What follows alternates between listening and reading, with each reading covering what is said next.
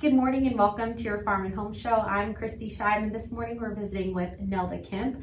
She's a retired sergeant, first class, and a Warren County homemaker. Good morning, Nell. Hi, Kristi. Thanks for having me. Nell, I love hearing all of your stories, but for those watching, could you tell us a little bit about your service?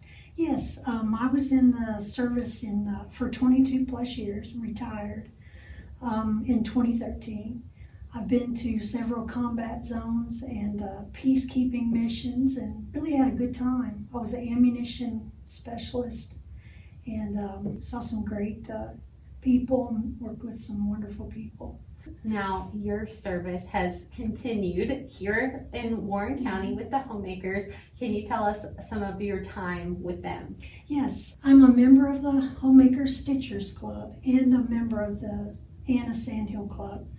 But the Stitchers Club, we meet it here every Saturday, and sometimes we do our own projects, and sometimes we do our community projects.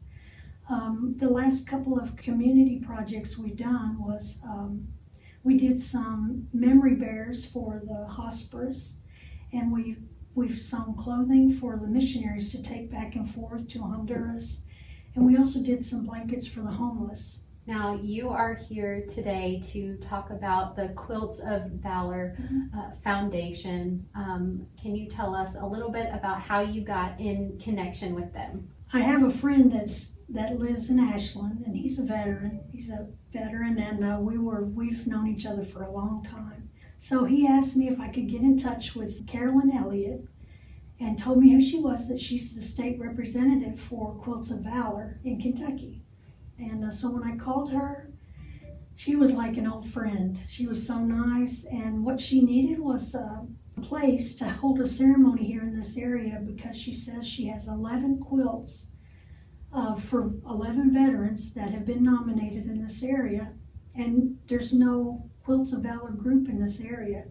It's a really wonderful foundation. Can you tell us a little bit about what the foundation does?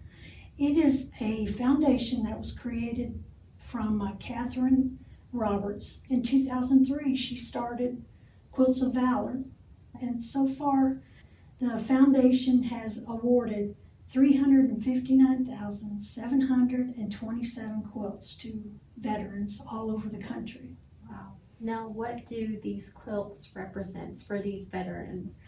In Miss Roberts's dream, she felt like the quilts equaled healing, and so that's the big part of this foundation, especially for veterans from Vietnam that might not have gotten recognition like all the other combat veterans that came back. The veteran stands up on the stage. The Quilt of Valor is there sitting on two chairs displayed.